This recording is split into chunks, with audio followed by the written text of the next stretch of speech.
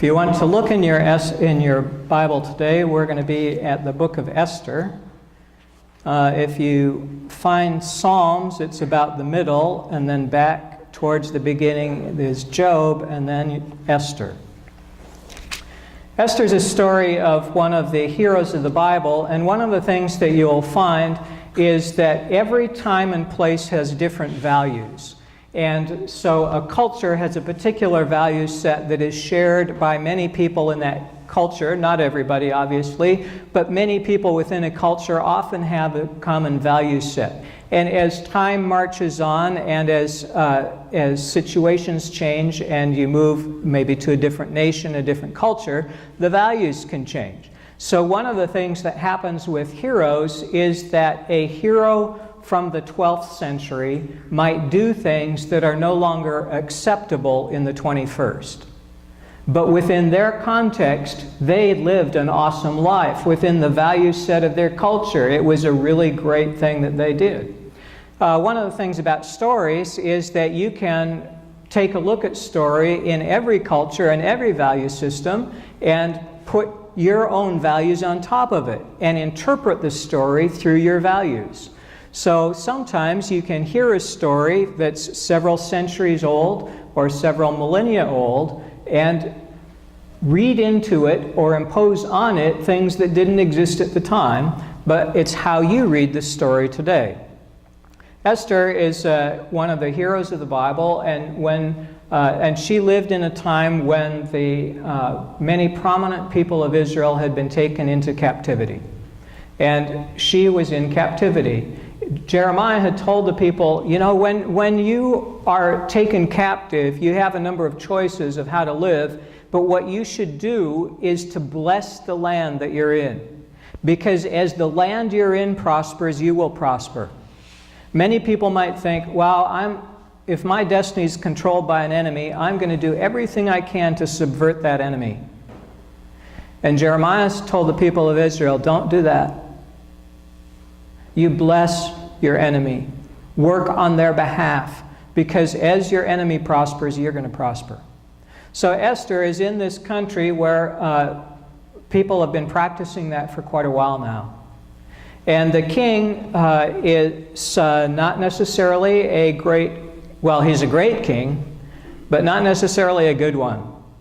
Depends on your value system. You might think it would be great if our president had a 180-day party for all the nations of the world and invited people to Washington, D.C. to just come and hang out and drink. So that for half a year, you could go to Washington and find all the leaders of the world getting drunk because our president was having such a great party. That's how it started. And then the king, after 180, after half a year, said, you know, the people in the Capitol are probably sick of mopping up after this whole party, so I'm going to give them a party. So the king threw a party for everybody in the capital city that lasted 7 days, and what the king said was, I'm going to let drinking be without restraint. I don't know what your friends are like. In my circle of friends, that's really bad news. An open bar is fine, but an open bar without restraint, that's just asking for it. And this king had that kind of friends. So capital city, 7 days, drink as much as you want. And at the end of that, the king said, you know, I'm imagining, because he didn't speak English, but he was sloshed. I'm going to invite my queen here to show off her beauty. And the queen was Vashti, and she didn't feel like it. She didn't want to go in front of the drunken king with all of his drunken subjects. So in the book of Esther, the first hero of the story from our viewpoint is the queen that got deposed, who stood up to the king and said no. But when she did, the king hurriedly called his advisors because they didn't want her precedent to spread. They knew in their conference, they said, you know, if everybody starts talking about what she's done, nobody's going to be safe, no man is going to be safe in their home, because the women will hear about what the queen said, and the women all across the land are going to start saying no to unreasonable requests. We can't have that, so she should be deposed. King said, yeah. And after he came to his senses, sometime after that, when his anger abated, he realized what he'd done. He'd lost someone extraordinarily valuable, who gave him good counsel, who said no when he needed to hear it. So he decided to replace her, and in those days the way to replace the queen was to have a beauty pageant. The rules of the beauty pageant, Donald Trump might actually like this, but it's not how beauty pageants currently work. The rules of the beauty pageant were all the entrants were in one section, and they had a year of treatments. Treatments involved perfume and soaking in oil baths, and 6 months, one treatment, 6 months, another treatment. Then the day of the beauty pageant, which was a one-on-one night with the king. At the end of that, the contestant was deposited in the king's harem and never came out of it unless the king called for her by name. So I suppose for some people they sounded like some of those irritating radio commercials where they repeat the name over and over and over, so you try and, so they're sure that you get it. Because for these contestants, if they were never asked for again, they never came out of that harem again. Esther entered. She was a Jew. Her uncle, who was supervising our care, said she should enter. Now, you may be offended depending on your values, but in that culture, in that day, this was one of the few opportunities. And it was a good opportunity for someone in Esther's class. You may not think that's good anymore. Times have changed. But in Esther's day, this was one of the few things of opportunity that Esther had a chance for. She entered the beauty pageant. One of the things that Esther did that was remarkably wise was she scanned to see who could help her. And the person who was in charge of the contest was someone that she made friends with quickly. And so when her time came to be judged by the king, she only did what this advisor to the king told her was stuff that he liked. She asked for his advice and got it because he favored her. And so she won. She became the next queen. If you're following along, you are following along. We're going to look at chapter 2, verse 21. In those days, Mordecai was Esther's uncle. In those days, while Mordecai was sitting at the king's gate, 2 of the king's eunuchs who guarded the threshold became angry and conspired to assassinate the king. But the matter came to the knowledge of Mordecai, and he told Queen Esther, and she told the king in the name of Mordecai. So there's a conspiracy. Mordecai hears about it. He tells Esther. Esther tells the king. But Esther makes clear that the one who had this information was Mordecai. The king checks it out, finds out the assassination attempt was real. He deposes these 2 people, and nothing happens. You'd think there might be some reward or thank you note from the White House or something. But there was nothing. So, chapter 3, Mordecai is unwilling to show obedience and to bow down before someone who's number 2 in the kingdom. The number 2 person in the kingdom was named Haman, and Haman had a pretty good-sized ego and thought that everybody, except for the king, and possibly the king if Haman could get away with it, everybody should bow down to Haman. And the king was willing to make that a law of the land, and Mordecai bowed down to God and to nobody else. So Mordecai didn't bow down to Haman, and when some people saw it, they told Haman because they wanted to see what he would do. What he decided was, first off, to get mad because Mordecai wasn't showing him any deference. And then because, well, it just wasn't enough to take one person out. Haman decided to take out Mordecai's whole race, to exterminate all the Jews in the kingdom. Because clearly they were different. They worshipped a different God. They followed different rules. They had different value system. They did not fit in with this drunken capital and its partying ways and what was going on at the time. They had a different value system, and it'd be far better, he told the king, if we just wiped them all out. And the king agreed. And they set a date about 11 months in the future.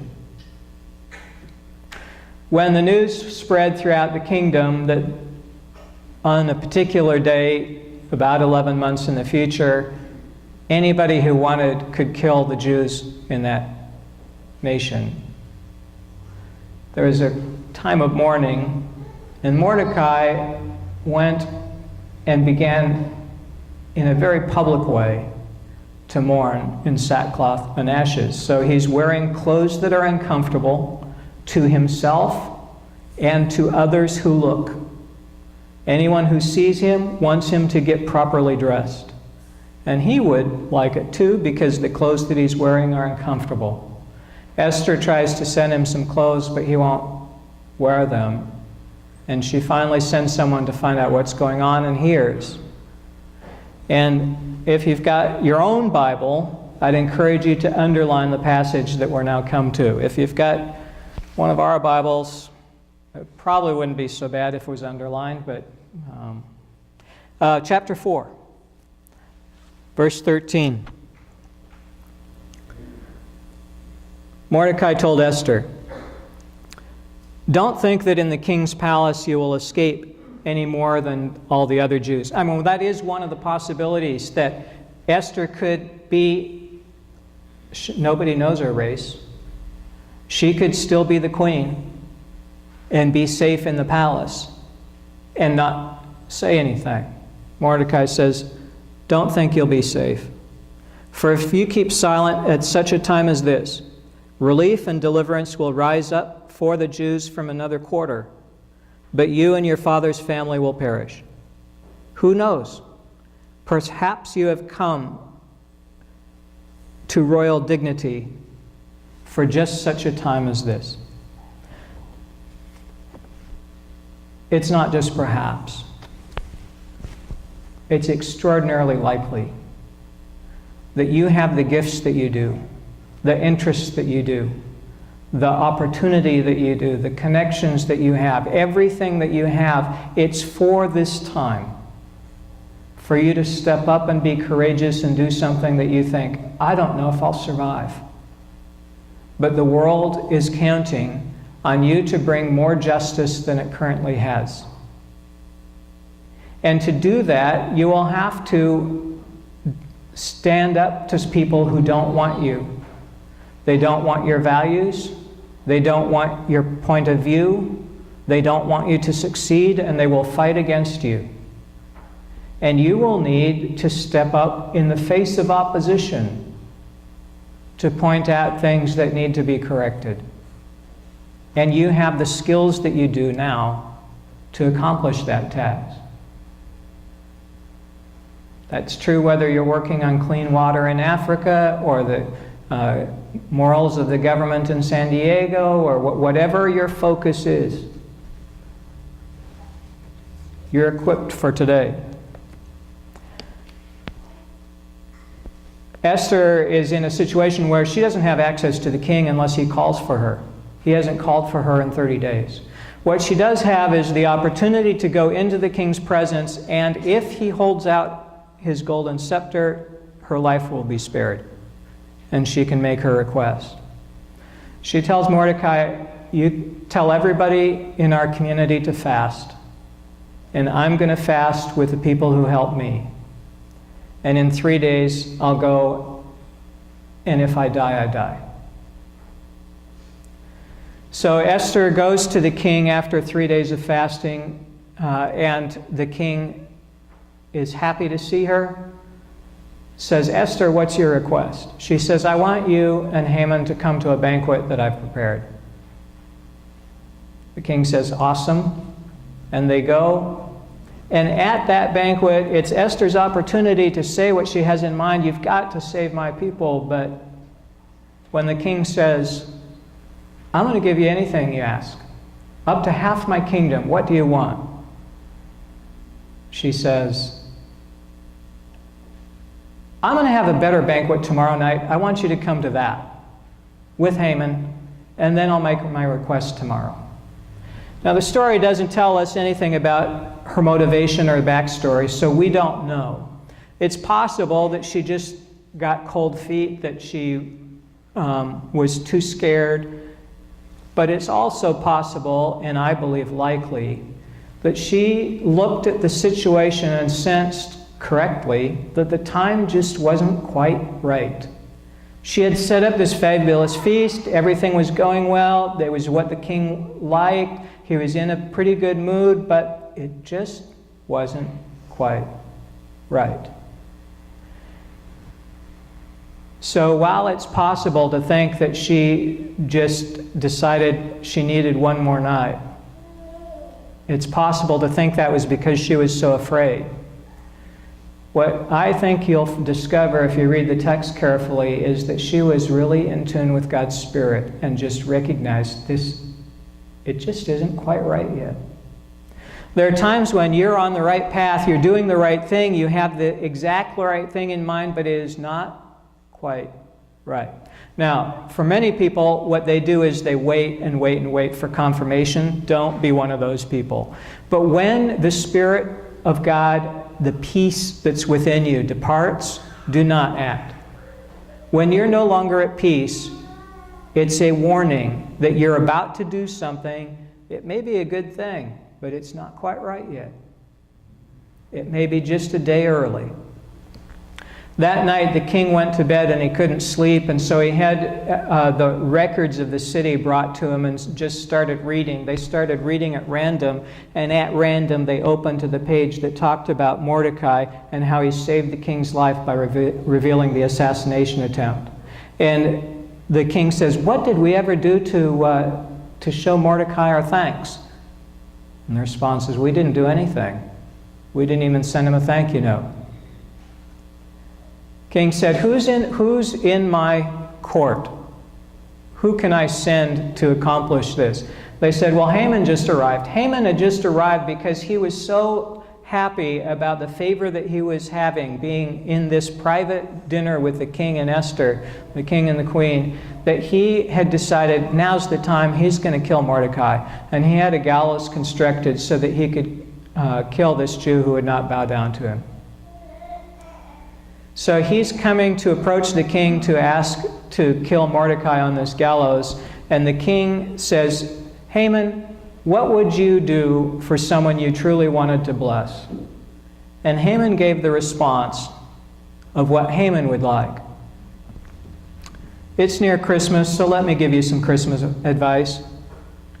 When you're buying a gift for someone, do not give them what you like. Do not give them what your mother likes unless you're buying for your mother. Give them what they like. The king really should have asked Mordecai what he would have liked. Mordecai would have given him a great answer. But the king asked Haman, and Haman said what he would like, which is not what Mordecai would have liked. But the king said, Haman, that's great what you have suggested. Go do that for Mordecai. And so instead of being able to kill this man who would not bow down to him, Haman was now sent out to honor him. and came back home humiliated just in time to receive the call to the second banquet, at which Esther made her request public to the king. She said, "King, my whole race is about to be exterminated. I'm pleading for their lives." And the king said, "Who would do such a thing as that?" If you've got a king who parties for 187 days in a row, might not keep track of all the details of the kingdom or all the decisions that he's made. Esther said, it's Haman who's trying to kill me and all my people. I encourage you to read the story of Esther this week. It's, I think, extraordinarily profitable. I think there are a number of things that as you read it with your value system, you will pull things out of the text that weren't there initially but are helpful for you today. But a couple things that I would like to highlight as we close. And one is this business that we've talked about how be sensitive to the working of the Holy Spirit. You can be doing about exactly the right thing, but just a day early. And if Esther had rushed through on that first banquet before the king had had the restless night where he finally discovered again what Mordecai had done for him, things might not have occurred exactly as well as they did. We're going to take a moment for prayer.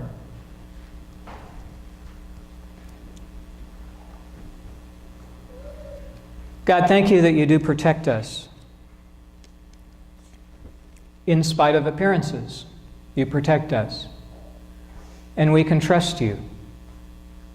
And thank you that you also call us to courage, to do things that are beyond what we think we're capable of, to bring about righteousness and peace and joy and your kingdom. So we ask that you give us insight and wisdom. For people who are rushing to do things that it's not quite the right time, we ask that you help them to realize that and just pause until the time is right. But for people who are waiting for a sign and they need to get in action instead, we ask that you help them to start in motion doing the things you've called them to do. We thank you and we praise you. Amen.